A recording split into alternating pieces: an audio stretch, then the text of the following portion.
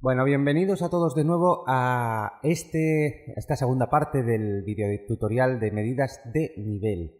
En esta ocasión lo que vamos a hacer es hablar de los tipos de medidores que nos vamos a encontrar en la industria y, bueno, pues sus aplicaciones principales, dónde no podemos utilizarlos o en qué situaciones no se pueden utilizar por su falta de fiabilidad, etcétera, etcétera. Entonces, vamos a comenzar con los medidores de nivel capacitivos. Bueno, los medidores de nivel capacitivos se basan en lo que llamamos constante dieléctrica de un líquido.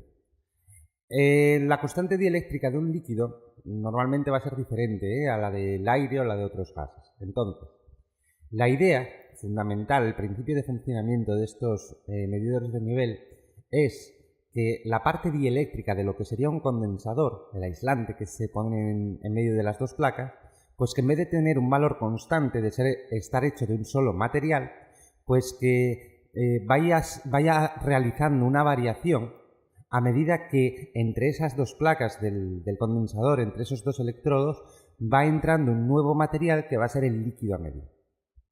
¿Vale?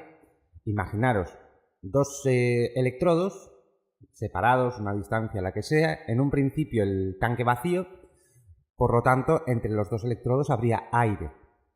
A medida que el nivel va subiendo y que va sumergiendo los dos electrodos,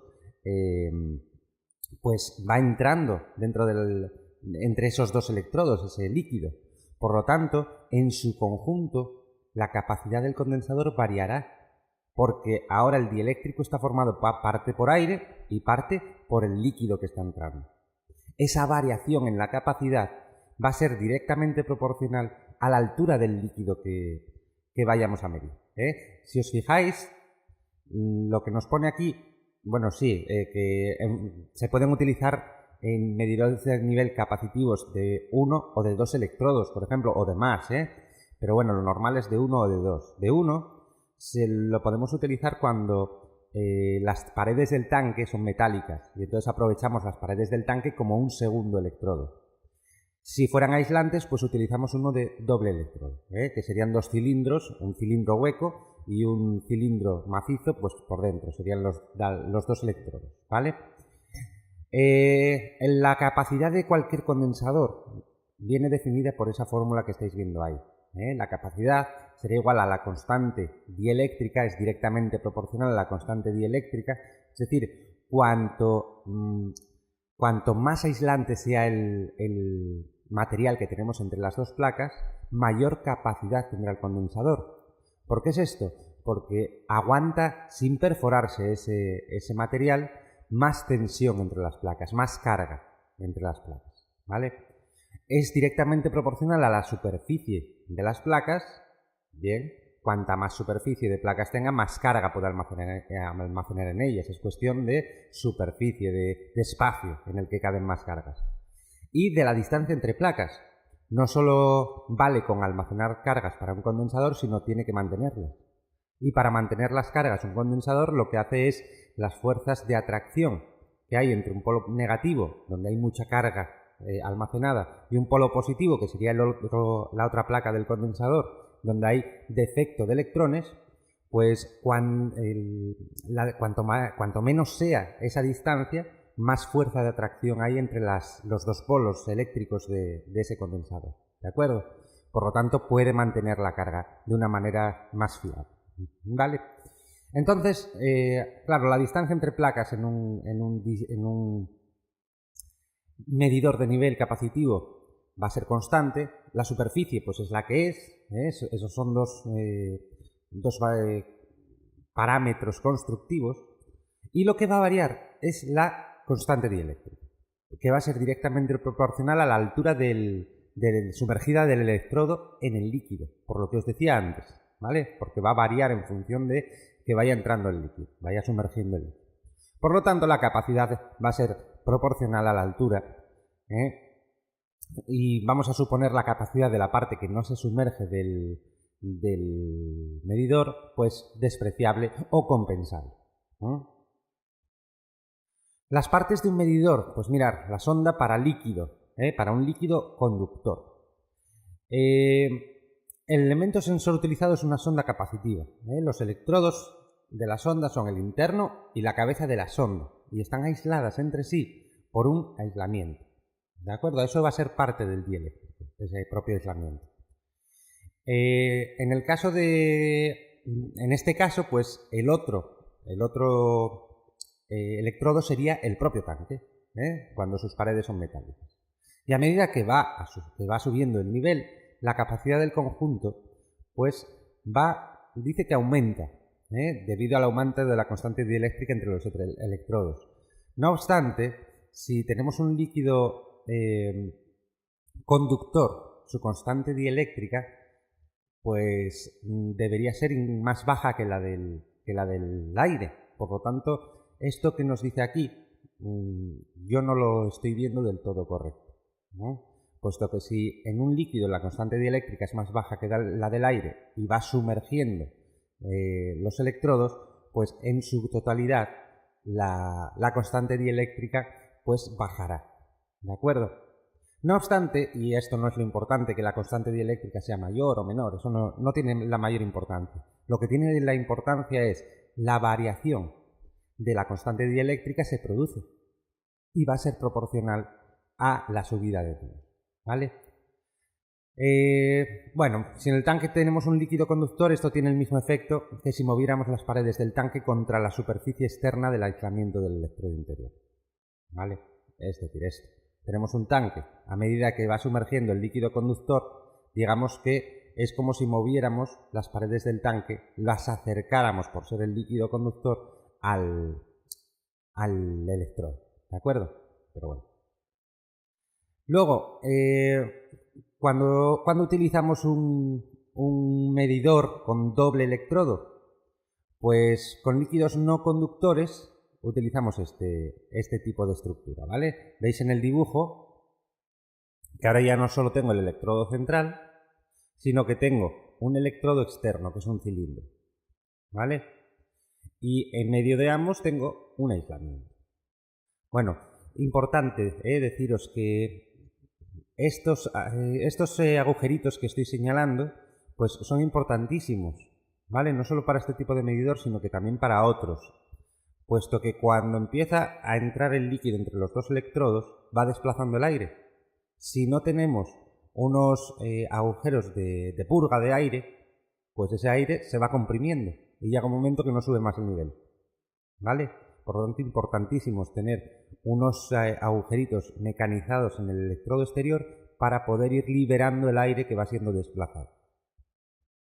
Bien, la estructura de este tipo de medidores pues es la que veis aquí, Tenemos un electrodo interior, aunque ponga exterior aquí, no, eso está copiado seguramente. Es un electrodo interior, un aislante de teflón y el electrodo exterior, ¿de acuerdo?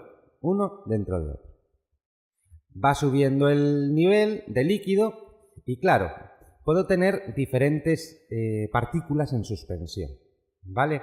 Puedo tener líquidos conductores en suspensión, diferentes al que quiero medir, sólidos conductores en suspensión o burbujas de aire o vapor, ¿vale? Pueden estar ahí en el conjunto del líquido a medir. Por lo tanto, esto me da como resultado que el error en el medidor puede ser de hasta un 3% por cada tanto por ciento de desplazamiento volumétrico, ¿vale?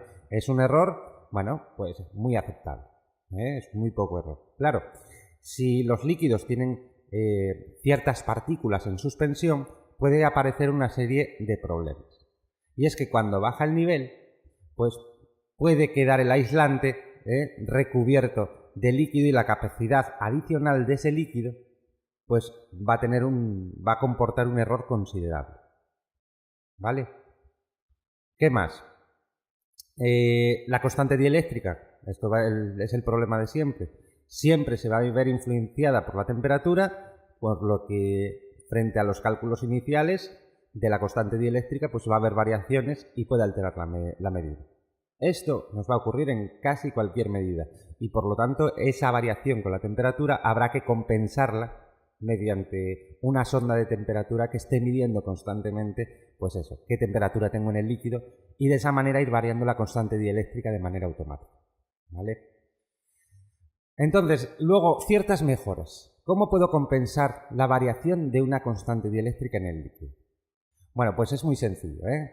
Si os fijáis, en este caso lo que se hace es sumergir un doble condensador o tener un doble condensador.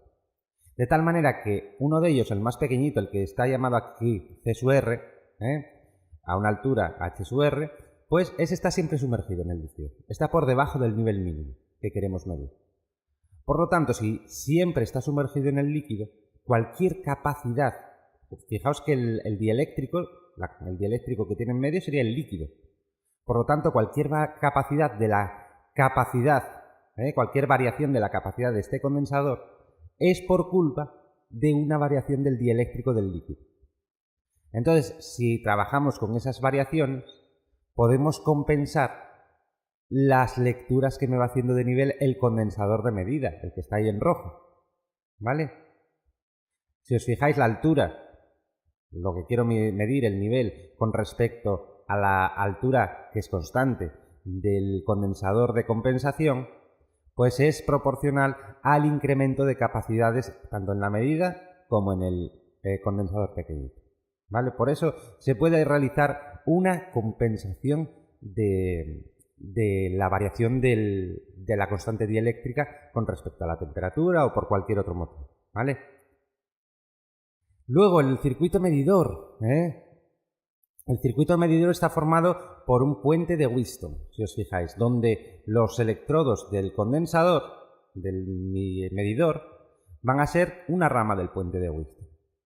En un principio el puente de Wheatstone lo equilibramos, y a partir de ahí, pues cualquier variación que se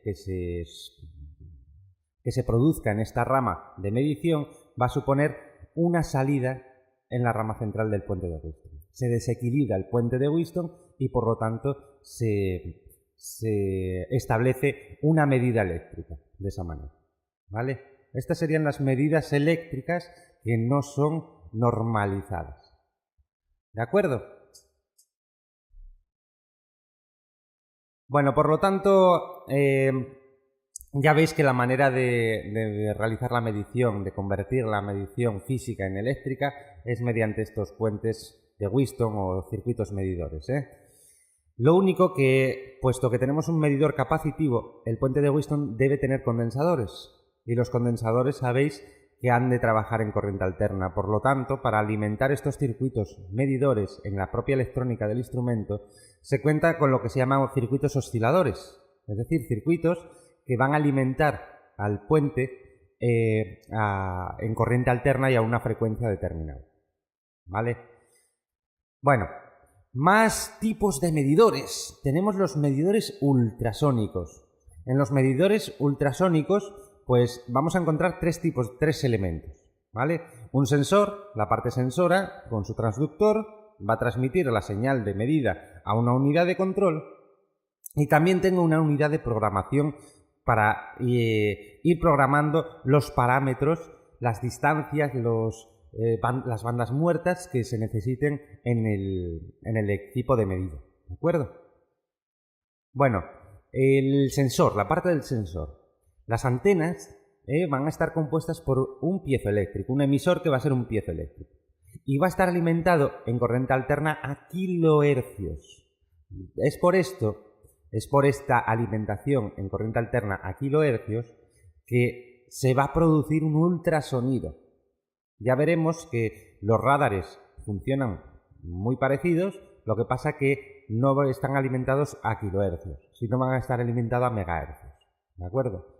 Bueno, de forma que se va a generar una vibración, Cuando yo lo alimento al piezoeléctrico, este va vibrando en función de que cambie de polaridad constantemente la corriente o la tensión a la que está sometido, generando una onda sónica o ultrasónica, a razón de 5 veces por segundo, más o menos.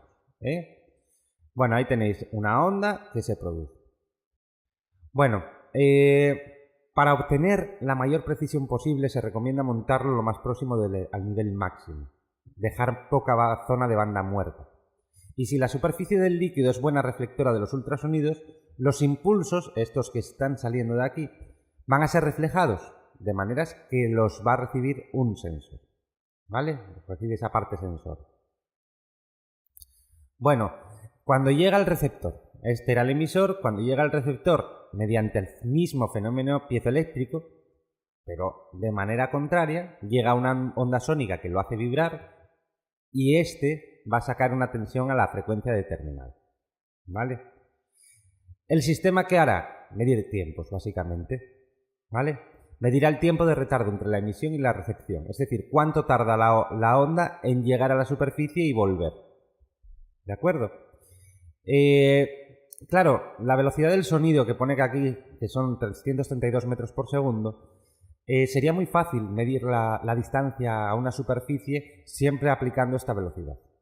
Pero ¿qué pasa? Que esta velocidad, y va a ser uno de los problemas de estos medidores ultrasónicos, esta velocidad del sonido no es constante.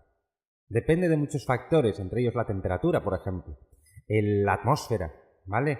La atmósfera, en cuanto la atmósfera cambia un poco, hay más humedad, hay menos humedad, hay partículas en suspensión, pues esta velocidad se ve trastocada. Igual que la velocidad de la luz, cuando entra a la atmósfera terrestre, pues desciende mucho su velocidad, ¿vale?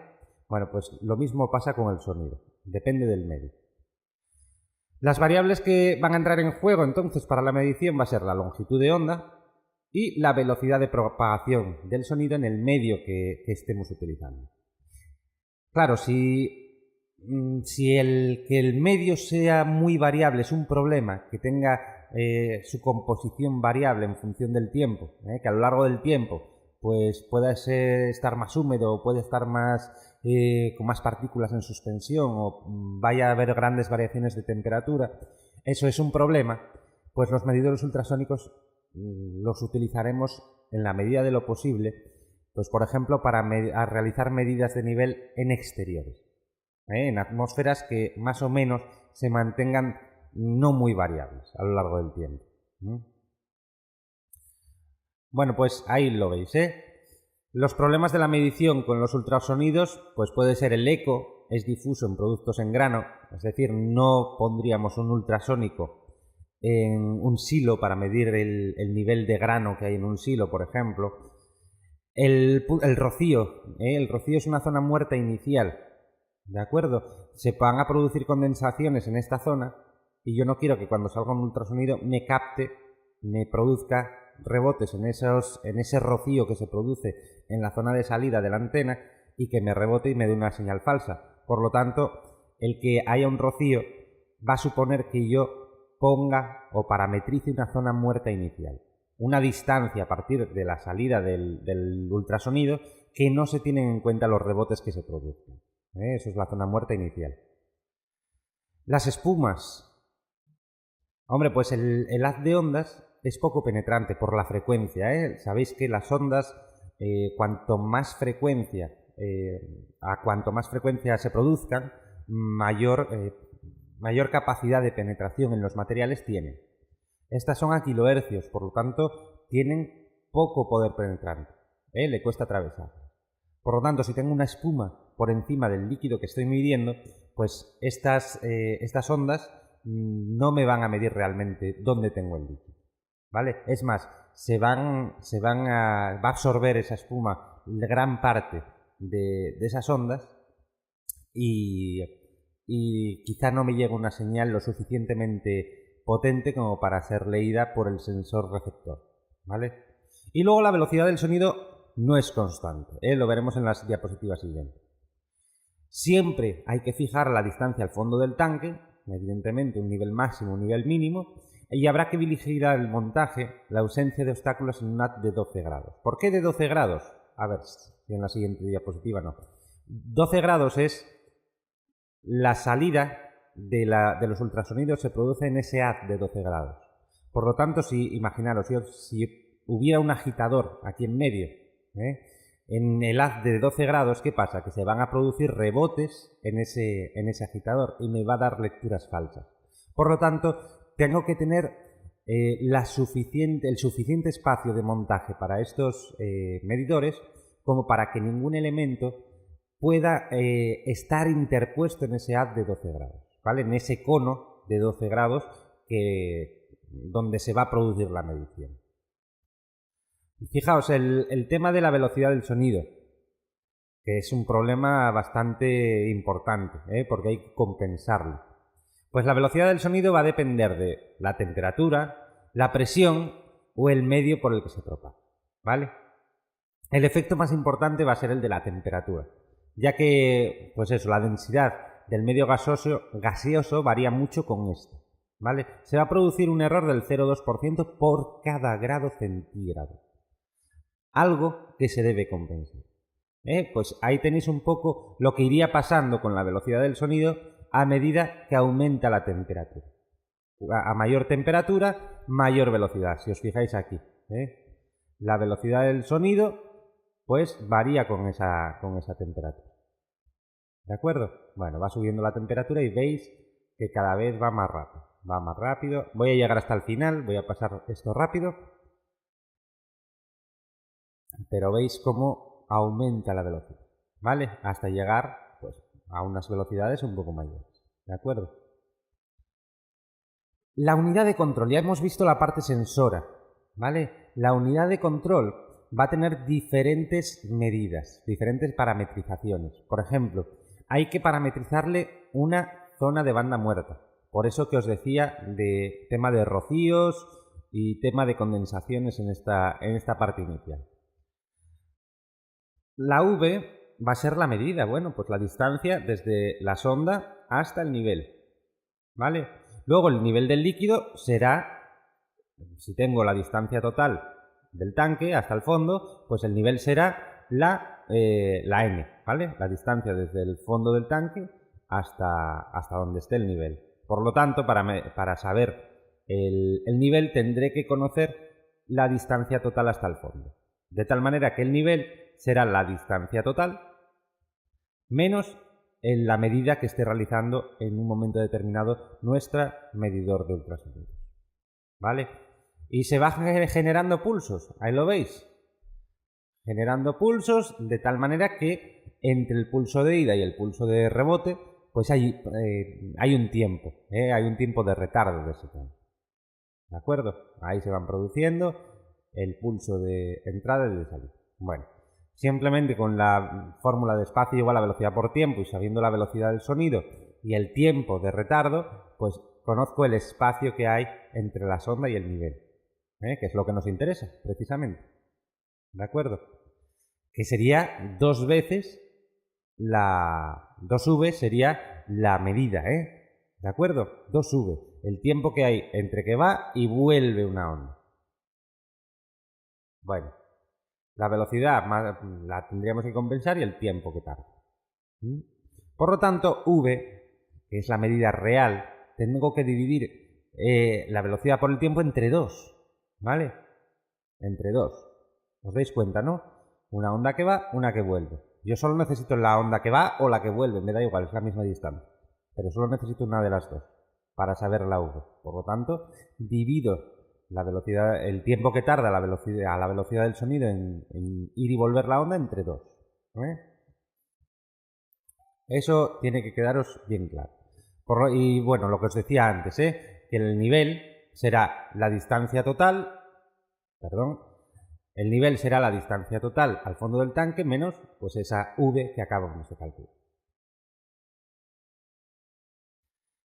Bueno, problemas y soluciones. Fijaos, si la superficie tuviera espumas, la señal reflejada no podría ser apta o tener muchos ruidos, ¿vale? Sería ese primer problema. Tengo espumas y entonces tendría ruidos agregados, ¿vale? Que me limitan mucho el rebote. Puede ser absorbida, ¿vale? Entonces, ¿qué pasa? Que potenciando la señal de salida, la reflejada pues tendrá potencia suficiente como para llegar hasta el receptor, ¿vale? Podría ser una solución, potenciación de la señal. Luego, la banda muerta. A ver, ahí. La banda muerta. Pues lo que os decía antes, aparición de condensaciones, en cuyo caso la señal emitida y reflejada, pues se podrían confundir. Es como si el nivel estuviera ahí arriba donde aparece, ¿vale? Se podrían confundir.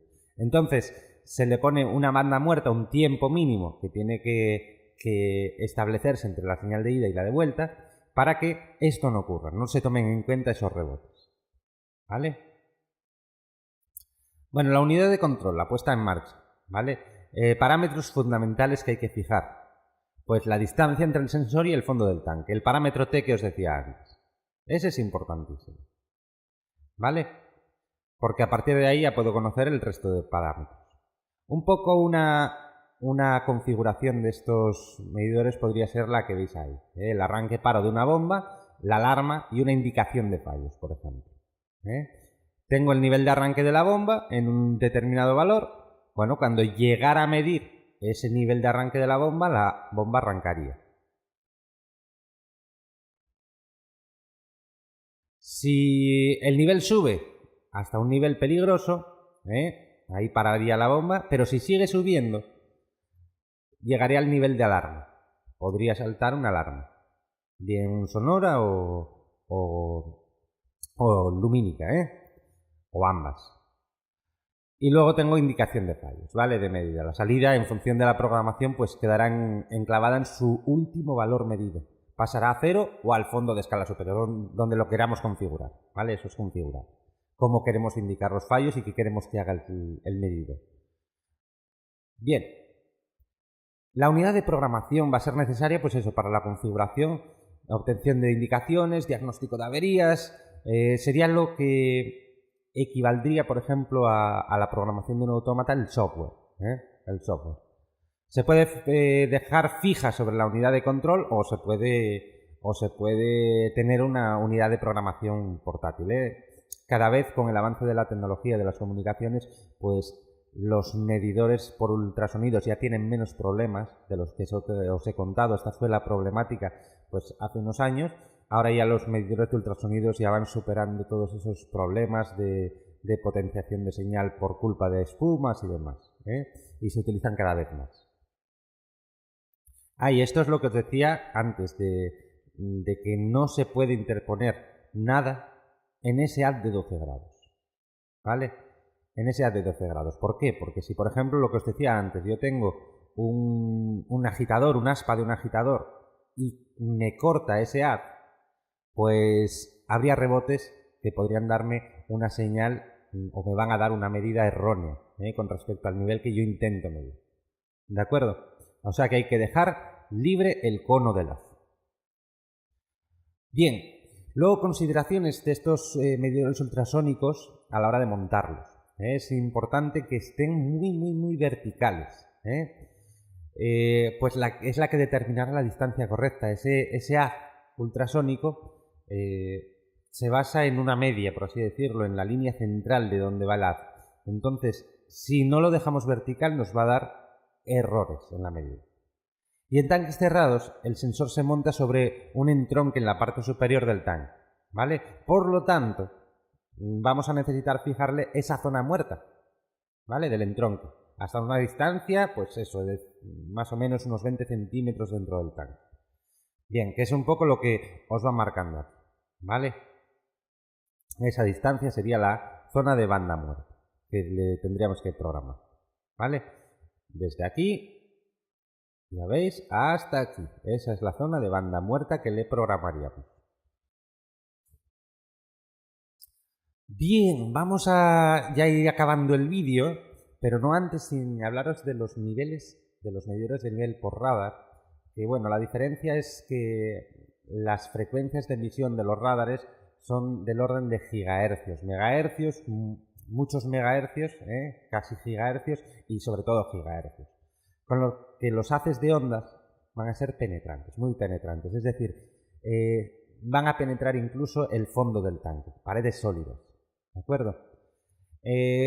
La manera de parametrizar estos instrumentos, igual que en general todos los instrumentos de medida, pues va a depender del fabricante. Yo os puse una manera que tiene en Dresshauser de la configuración matricial de los parámetros, pero bueno, igual que en Dresshauser en algún modelo la pone así, pues Siemens la pondrá de otra manera y cada fabricante pues tendrá su sistema de parametrización aunque los parámetros sean los mismos, Por ejemplo, Siemens tiene en sus medidores, pues se programa gráficamente, muy gráficamente, mediante el software de programación de estos medidores. Le defines forma del tanque, curvaturas, distancias, bueno, un poco de esa manera, de una manera más gráfica, ¿vale? Fijaos lo que hace el tipo radar. El radar no da una medida de nivel, va a dar un espectro, un perfil. De tal manera que cualquier cambio sobre el perfil a tanque vacío va a suponer que ahí esté el nivel. ¿Me explico? Si yo con el radar hago un perfil de los elementos que me voy a encontrar por el medio en ese tanque, sean agitadores, soldaduras, lo que sea, me da un perfil inicial. Sobre ese perfil a tanque cerrado, cuando yo tenga un nivel, me va a dar un pico diferente a los demás y correspondiente a nivel. Tener en cuenta que cada pico del perfil es diferente, dependiendo del elemento con el que se encuentre la sonda, ¿vale? Bueno, pues se hace un perfil a tanque vacío y a partir de ahí se tiene que detectar el nivel en función, comparando ese perfil a tanque vacío con el nuevo perfil, ¿de acuerdo? Claro, muchas veces cuando se instala un medidor de radar en un proceso, los tanques no están vacíos. Entonces vienen problemas de ajustes de estos tipos radar, y es que van ajustando los picos de tal manera que no tienen cuenta, o hay que darse cuenta de dónde está el nivel en un momento dado para ir quitándole el resto de picos a la lectura y quedarse únicamente con una banda muy pequeñita correspondiente a el pico, este piquito de aquí, quitaría este por debajo y ese por arriba. A ver si puedo pararlo de alguna manera. No. A ver. Bueno, ahí quedó parado, ¿no? Bueno, lo paro yo ahora. El piquito de aquí, ese pico quedaría entre este y el del suelo del tanque. Por lo tanto, tengo que quitar que el lector no me tenga en cuenta lo que haya de aquí para abajo o lo que hay de aquí para arriba, ¿vale? Se va haciendo de esa manera. ¿Qué pasa? Que en cuanto hay elementos que distorsionan un poco esa medida, pues me puede engañar a la hora de medir, ¿vale? Es un proceso lento que lleva pues un tiempo el poder ajustar bien esos radares, ¿vale? Los tipos que puede haber, pues radiado, la potencia de los radars suele ser de 1 vatio y el radar rastrea las zonas más próximas a donde cree que está el nivel. Por lo que si no tuviera un perfil inicial, pues no sería capaz de saber qué parte corresponde al nivel y qué parte al tanque. Por eso hay que decirle de una manera manual qué es el nivel. Las antenas también cambian según las necesidades. Haz estrecho para sólidos y líquidos, haz ancho y haz un intermedio, que este se suele utilizar, por ejemplo, en tanques con agitadores que son más o menos estrechos. Luego lo hay también guiado. En vez de ser un radar radiado, es guiado. En los radares guiados se inyecta una intensidad por un cable, con lo que alrededor de ese cable se genera un campo magnético. Vaya, se genera ahora un campo magnético aquí alrededor. De tal manera que en el momento que llegue al nivel, hay un reflejo de ese campo magnético, de dicha onda, ¿vale? Que es la que nos va a dar la medida. Es como si una señal va, vuelve. Lo bueno de este tipo de radar es que no le afectan los elementos situados en el interior del tanque. No puede haber ningún elemento que corte ese cable, ¿vale? Y esto se utiliza mucho para sólidos. Aquí fijaos que es para una capa de hielo, pero bueno, en general este se utiliza para sólidos bastante. Niveles de cristal, pues ya veis, son las regletas que se encuentran en la parte exterior de los tanques, funcionan con vasos comunicantes entre la parte interior del tanque y un visor de vidrio, ¿vale? Son poco precisos, necesitan purgarlos de vez en cuando, limpiarlos, etcétera, etcétera. Pero bueno, nos dan una idea del nivel que hay en el tanque. Los niveles de flotador, pues ya veis, es de los modelos más antiguos este tipo de medidores y una precisión del 0,5%. Ya veis que estábamos moviéndonos en el 0,02%, en el 0,3% anteriormente, y ahora ya estamos bajando la precisión, ¿vale? La conexión entre el flotador y la parte transductora, por así decirlo, si nos da una señal de salida, pues puede ser de varios tipos, ¿vale? Mecánica, como es este caso, por imanes, un flotador que arrastra un imán y ese imán pues me cambia de estado un contacto eléctrico, por ejemplo, un contacto RID. Bueno, pues pueden ser señales de diferentes tipos, ¿vale? Los niveles por palpador se basan en el principio de Arquímedes, ¿vale? No, el palpador no es un flotador, va a permanecer semisumergido, ¿de acuerdo? De tal manera que actúan sobre él la fuerza del peso, el peso del propio palpador, que es vertical y hacia abajo, y del empuje vertical y hacia arriba del líquido en el que está sumergido, ¿vale? El peso es una constante. Y la segunda pues va a depender de cuánto sumerja el flotador en el líquido. El palpador en el líquido. ¿De acuerdo? Vale. El peso menos el empuje sería la fuerza total que ejerce el palpador. Luego va a haber un punto, una fuerza que yo tenga que definir de inicio de equilibrio, digamos. De medida de decir, bueno, cuando tenga esta fuerza presente, quiere decir que el nivel lo tengo en el punto que sea, pero lo tengo estable. No está ni subiendo ni bajando. ¿Vale? Que baja ese peso, que baja esa fuerza total, que quiere decir que he sumergido más parte del palpador, pesa menos. ¿Vale? Hay más empuje. Por lo tanto, tendría que subir ese palpador. El cuánto lo subo equivale o es lo mismo que cuánto ha subido el nivel. Y al revés, si el peso menos el empuje, la fuerza total es mayor que en el punto de equilibrio, quiere decir que el nivel ha bajado, está menos sumergido en el agua o en el líquido que sea. Por lo tanto, baja el palpador. ¿Cuánto baja? Pues lo equivalente a lo que ha bajado el nivel, hasta encontrar otra vez el punto de equilibrio. ¿Vale? Esa es la forma de funcionar. Bueno, ahí tenéis un poco el principio que os acabo de contar de una manera más matemática, ¿eh? Sabemos que la fuerza total es el peso menos el empuje y va a depender de los pesos específicos, ¿eh? El peso no deja de ser una fuerza y bueno, lo veis ahí un poco, ¿vale? Si tenéis alguna duda al respecto de lo que pone esta diapositiva, me lo comentáis, ¿vale? No me voy a parar en las fuerzas. Me voy a parar en el propio palpador, en el propio sistema de medición.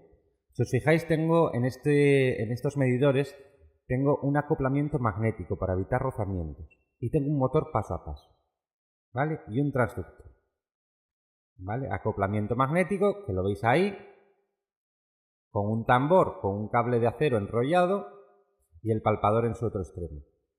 Y un motor paso a paso que se mueve en una u otra dirección en función de la fuerza, cómo esté aplicada y que me lo da este transductor de aquí, una galga tensiométrica. Ese detector de pesada, la bajada del nivel, pues lo que decía, baja el nivel, el palpador pesa más y se suelta, se desenrolla el palpador. ¿Cuántos pasos? Pues nos lo da el motor. El motor nos dice cuántos pasos ha girado hasta conseguir otra vez el punto de equilibrio. En función de los pasos, tengo una medida nueva. Lo contrario, si sube el nivel, pesa menos, palpador arriba.